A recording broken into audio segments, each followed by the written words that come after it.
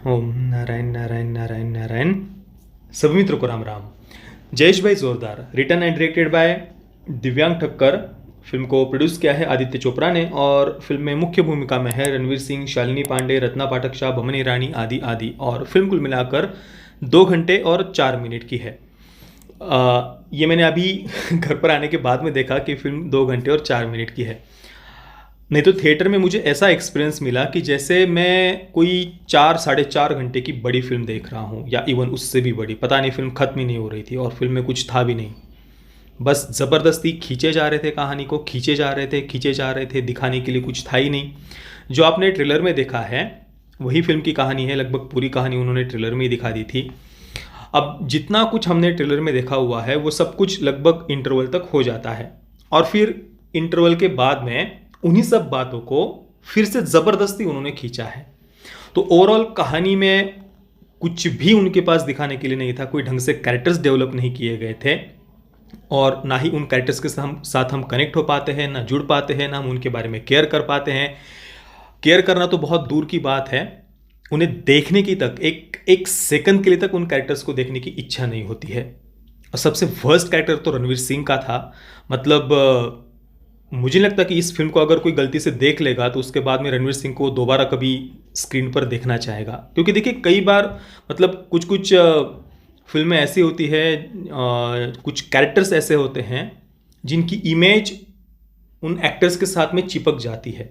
हमेशा किसी एक्टर को देखने के बाद में हमें वो एक पर्टिकुलर कैरेक्टर याद आता है। अगर वो कैरेक्टर अच्छा हो तो हम बहुत ज़्यादा उसे पसंद करते हैं और या कभी कभी किसी एक्टर से हम हेट भी करने लगते हैं क्योंकि उसने जैसा कैरेक्टर प्ले किया है उस कारण से। और शायद ये फिल्म वैसी ही है। रणवीर सिंह को पता नहीं मैं इसके बाद में दोबारा कभी देख पाऊँ। मतलब वैसे भी इससे पहले कभी रणवीर सिंह को तो देखने की कभी इच्छा हुई नहीं मेरी। और इसके बाद तो पता नहीं, इतना वर्स्ट कैरेक्टर था, इतना मतलब क्रिंज फील हो रहा था उस कैरेक्टर को देखकर। और जितना ट्रेलर रिव्यू में देखे हमने काफ़ी सारी बातें की हुई है इस फिल्म के बारे में, फिल्म के सब्जेक्ट के बारे में, किस प्रकार से अपने आप को लिबरल कहने वाले प्रो चॉइस के नाम पर करोड़ों करोड़ों भ्रूण हत्या को सपोर्ट करते हैं। करोड़ों करोड़ों जो पेट में मासूम बच्चे हैं उनकी हत्या को ये सपोर्ट करते हैं, बड़ा सेलिब्रेट करते हैं प्रो चॉइस कहकर। और दोस्तों ये करोड़ों शब्द में कोई बस कहने के लिए नहीं कह रहा, इसके कई सारे रिपोर्ट्स अवेलेबल हैं। जयेश भाई जोरदार के ट्रेलर रिव्यू में हमने ऑलरेडी ऐसे रिपोर्ट्स के बारे में चर्चा की हुई है, जैसे कि इनोसेंट रिपोर्ट। उस रिपोर्ट के अनुसार ये जो तथाकथित डेवलप्ड कंट्रीज है वो टीनेज प्रेगनेंसी में सबसे ज़्यादा टॉप पर है और उनमें भी यूएस और यूके सबसे ज़्यादा ऊपर आते हैं। अगर पर्टिकुलरली अमेरिका की अगर हम बात करें तो अमेरिका में हर वर्ष इस रिपोर्ट के अनुसार 12.5 लाख नाबालिग बच्चियां गर्भवती होती है। उनमें से 5 लाख बच्चियां बच्चों को गिरा देती है, अबॉर्शन कर लेती है और बाकी की बच्चियां टीनेज मदर्स बन जाती है, बच्चों को जन्म देती है नाबालिग होते हुए। तो ये जो प्रो चॉइस का मुद्दा है, यानी हमें बच्चे को गिराने की, बच्चे को मारने की, अबॉर्शन करने की आज़ादी चाहिए, पूरी की पूरी छूट चाहिए। ये प्रो चॉइस का मुद्दा लिबरलिज्म के सबसे मुख्य एजेंडा में से एक है। और ऐसे प्रो चॉइस की आड़ में पूरे विश्व में हर वर्ष करोड़ों करोड़ों बच्चों की पेट में ही हत्या कर दी जाती है। और ऐसे तथाकथित लिबरल्स जब भारत को, भारत के गाँवों को, भारत के गाँव में रहने वाले मासूम लोगों को बहुत ही गलत तरीके से स्टेरियोटाइप करते हैं, वर्स्ट पॉसिबल वे में स्टेरियोटाइप करते हैं, तो वो देखकर सच में बहुत पीड़ा होती है और दुख होता है। और दोस्तों भारत के गाँव को ये स्टेरियोटाइप इतना ज़्यादा किया गया है, इतना ज़्यादा किया गया है कि आज कई सारे युवाओं को जिन्होंने कभी गाँव देखे ही नहीं हैं, उन्हें सच में लगता है कि भाई भारत के गांव में रहने वाले लोग ऐसे ही दरिंदे होते हैं, मॉन्स्टर्स होते हैं, उनके अंदर कोई इमोशंस होते ही नहीं हैं। वो सच में भारत के गांव के बारे में ऐसा ही सोचते हैं। अब जयेश भाई जोरदार की अगर हम बात करें तो इतनी सारी मतलब एक सीन में दिखाया है कि भाई भारत के गांव में जो साबुन होते हैं ना खुशबू वाले, उनको तिजोरी में बंद करके, ताले में बंद करके रखा जाता है ताकि घर की जो बहू वगैरह है, औरतें हैं, वो उस साबुन को यूज़ ना कर पाए।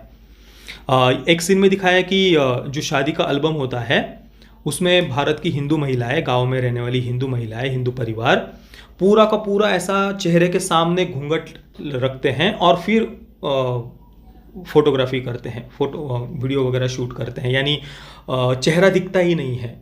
जो भारत के गांव में रहने वाले हिंदू परिवार है वो इस प्रकार से शादी के एल्बम बनाते हैं कि दुल्हन का चेहरा पूरे के पूरे एल्बम में कहीं पर दिखता ही नहीं है। वाह!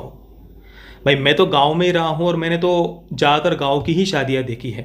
मैंने तो आज तक कभी ऐसा एल्बम बनते हुए या आज तक कभी ऐसी फोटोग्राफी वगैरह मैंने तो कम से कम नहीं देखी है। इसके अलावा एक और सीन में दिखाया है कि भारत के गांव में रात में सारी की सारी महिलाएं एक जगह पर इकट्ठा होती है और वो सारी की सारी महिलाएं फूट फूट कर, छाती कूट कूट कर रोती है कि उनके परिवारों ने, पुरुषों ने कितना उन पर अत्याचार किया हुआ है। भारत के गांव की सारी महिलाएं रात को ऐसे इकट्ठा होती है और छाती कूट कूट कर, फूट फूट कर वो रोते हैं परिवार और पुरुषों के नाम से। और उस सीन में रणवीर सिंह का कैरेक्टर वहां जाकर उनको पप्पी की महिमा बताता है कि पप्पी की कितनी महिमा है, हमें कैसे एक दूसरे को पप्पियाँ देनी चाहिए। हाँ, पप्पियाँ देने के बारे में क्यों नहीं सिखाया जाता हमें, हमें तो खुलकर एक दूसरे को पप्पियाँ देनी चाहिए। पप्पी महिमा वहाँ पर रणवीर सिंह का कैरेक्टर उन महिलाओं को बताता है। और फिर फिल्म के अंत में वो सारी महिलाएं रणवीर सिंह की बात से इतना प्रभावित हो जाती है कि दूसरे गांव के पुरुषों को पप्पियाँ देने के लिए उस गांव की सारी महिलाएं उस दूसरे गांव के पुरुषों को पप्पियाँ देने के लिए वहां जाना चाहती है कि हम सब अपने पतियों को छोड़ रही है और हम पप्पियाँ लेने के लिए, देने के लिए लाड़ोपुर में दूसरे गांव में जाने वाली है। वाह, देखा कितनी प्रोग्रेसिव फिल्म है। और फिर वहाँ पर रणवीर सिंह का कैरेक्टर आकर बड़ा महान बनते हुए उपदेश देता है कि नहीं नहीं नहीं नहीं, मैं तो गलत था, ऐसा नहीं है, हमें परिवार नहीं छोड़ना चाहिए। मतलब ये दिखाने का प्रयास किया कि देखो देखो, मतलब पूरी फिल्म में गाँव के नाम से, परिवार के नाम से या टॉक्सिक पेट्रियार्क, तथाकथित टॉक्सिक पेट्रियार्की के नाम से, परंपराओं के नाम से छाती कूटी गई है। और एंडिंग में आकर ये दिखाने का प्रयास किया है कि देखो देखो, हमें कितनी परिवार की चिंता है। बाप रे बाप। और जो लाड़ोपुर गांव मैंने आपको बताया, उस गांव में एक भी महिला नहीं बची है, ना कोई महिला है, ना कोई वृद्ध महिला है, ना कोई बच्ची है, कोई भी नहीं है, कोई भी नहीं बचा है, क्योंकि उस गांव के लोग बच्चियों को जन्म देते ही उन्हें मार देते थे। तो ऐसा ये गांव दिखाया है जहां पर एक भी महिला नहीं है। और उस गांव के जितने पुरुष हैं उन्हें पूरी फिल्म में लार टपकाते हुए दिखाया है महिलाओं की तरफ देखकर। ऐसे बस में भी जा रहे हो, बस के बाहर अगर कोई महिला दिख जाए तो ऐसे लार टपकाते हैं, ऐसे खिड़की के बाहर देखते हैं और लार टपकाते हैं। इस प्रकार से लाड़ोपुर के पुरुषों को दिखाया है और उन पुरुषों को अभी समझ आ गई है कि हमें महिलाओं की रक्षा करनी चाहिए। तो ऐसा ये लाड़ोपुर गांव दिखाया है। बाकी इस लाड़ोपुर के अलावा तो अन्य जितने भी गांव फिल्म में दिखाए हैं, उन सभी गांव को इसी प्रकार से वर्स्ट पॉसिबल वे में स्टेरियोटाइप किया गया है कि वहां पर रहने वाले जितने भी पुरुष हैं वो तो बस डंडे लेकर बैठे हुए होते हैं, महिलाओं को तो बस मारते रहते हैं, बच्चियों को तो बस पटक पटक कर मारते रहते हैं, बहुत दरिंदे होते हैं, मॉन्स्टर होते हैं, हैवान होते हैं। इसी प्रकार से बाकी सभी गांवों को दिखाया है। और लाड़ोपुर के पुरुषों को भी बस अच्छा इसलिए दिखाया है क्योंकि वहां पर कोई महिला बची ही नहीं है। और वैसे अच्छा भी क्या, मतलब वो तो पूरी फिल्म में लात टपकाते हुए ही उन्हें दिखाया है। देखिए, मैंने इससे पहले भी ये बात आपको बताई थी और यहाँ पर मैं थोड़ा सा संक्षेप में फिर से कहना चाहूँगा कि आप अगर भारत के जितने भी विद्वान हुए हैं आज से कुछ समय पहले के, उन सभी विद्वानों को अगर आप सुनेंगे तो एक बात आपको सुनने को मिलेगी कि अगर आपको भारत को समझना है तो भारत के गाँव को देखिए, भारत के गाँव को जानिए, समझिए, भारत के गाँव में जाइए, तब आप भारत को समझ पाएंगे। इवन महात्मा गांधी ने भी ये बात कही हुई है। ये बात इसलिए कही थी क्योंकि हमारी संस्कृति, हमारा कल्चर, हमारे रीति रिवाज, परंपराएं, त्योहार आज भी अगर आप भारत के गाँव में जाएंगे तो उन्हें उतनी ही गौरव के साथ में, प्रेम के साथ में उन्हें मनाया जाता है। हमारी संस्कृति आज भी भारत के गाँव में आपको जीवित दिखेगी। पर पिछले कुछ दशकों में फिल्म इंडस्ट्री ने, विशेषतः बॉलीवुड ने भारत के गाँव को इतना गंदे तरीके से स्टेरियोटाइप किया है कि आज कई सारे युवा ऐसे हैं जिन्हें लगता है कि भाई भारत के गाँव बिल्कुल ऐसे ही होते हैं, वहाँ पर तो मॉन्स्टर्स रहते हैं, दरिंदे रहते हैं, उनके अंदर कोई हृदय नाम की कोई चीज़ होती ही नहीं है। देखिए, मैं कम से कम भारत के 8 से 10 राज्यों में घुमा हूँ और उन सभी राज्यों में मैंने ज़्यादातर आदिवासी क्षेत्रों में, जब मैं मेरे गुरुदेव के आश्रम में था 8 वर्षों तक, तो कई सारे ऐसे भारत के 8 से 10 राज्यों में अलग अलग जगहों पर बिल्कुल गरीब और आदिवासी क्षेत्रों में वहाँ पर भंडारे आदि करने के लिए हम जाते थे। वहाँ पर कई कई दिनों तक हम रुकते थे और बहुत करीब से, बहुत नज़दीक से मैंने भारत के गाँव को देखा है, समझा है। मैं खुद भी गांव में ही मेरा जन्म हुआ है और अन्य ऐसे 8 से 10 राज्यों के गांव भी मैंने देखे हुए हैं। वहाँ पर सेवा करने का सौभाग्य मुझे प्राप्त हुआ है जब मैं मेरे गुरुदेव के आश्रम में था। और विश्वास करिए दोस्तों, जैसे गांव बॉलीवुड की फिल्मों में दिखाए जाते हैं ना, वैसे गांव मैंने आज तक कहीं पर नहीं देखे। उसका 1% भी वैसे गांव मैंने कहीं पर नहीं देखे। और इसी कारण से कहा जाता है कि भारत को अगर समझना है तो भारत के गाँव को समझिए, भारत के गाँव को देखिए। और इसी कारण से आज से कुछ सैकड़ों वर्ष पहले जब गुरुकुल हुआ करते थे, मतलब मुगलों और ब्रिटिशों ने नष्ट करने से पहले जो भारत में गुरुकुल थे, तो उन गुरुकुलों के जितने भी छात्र होते थे ना, गुरुकुल में 21 वर्ष तक ब्रह्मचर्याश्रम का वे पालन करते थे। और वहाँ पर गुरुकुल में शिक्षा पूरी होने के बाद में गुरुकुल के जो उनके गुरु होते थे, वे अपने गुरुकुल के छात्रों को भारत भ्रमण के लिए भेजते थे। ये कंपलसरी होता था। भारत में 7 लाख गुरुकुल होते थे और उन सभी 7 लाख गुरुकुलों के छात्रों को भारत भ्रमण के लिए भेजा जाता था, ताकि वे छात्र भारत को समझ सके। आदि गुरु शंकराचार्य जी ने तो 16 वर्ष की आयु में 3 बार पूरा भारत भ्रमण किया था और भारत के 4 कोनों में 4 मठों की उन्होंने स्थापना की थी। स्वामी विवेकानंद जी ने भी इसी प्रकार से पूरा भारत भ्रमण किया था। और मेरे अनुसार आज भारत सरकार को शिक्षा व्यवस्था में ये ऐड करना चाहिए कि बस ये किताबी ज्ञान के अलावा लोगों को व्यवहारिक ज्ञान भी मिले, बच्चों को वो समझ सके, एक दूसरे के साथ में जुड़ सके, अलग अलग राज्यों में हम जाए, वहाँ की संस्कृति को, वहाँ की कला को हम समझ सके, उन लोगों के साथ हम जुड़ सके, बात करें। ये सबसे ज़्यादा महत्वपूर्ण है।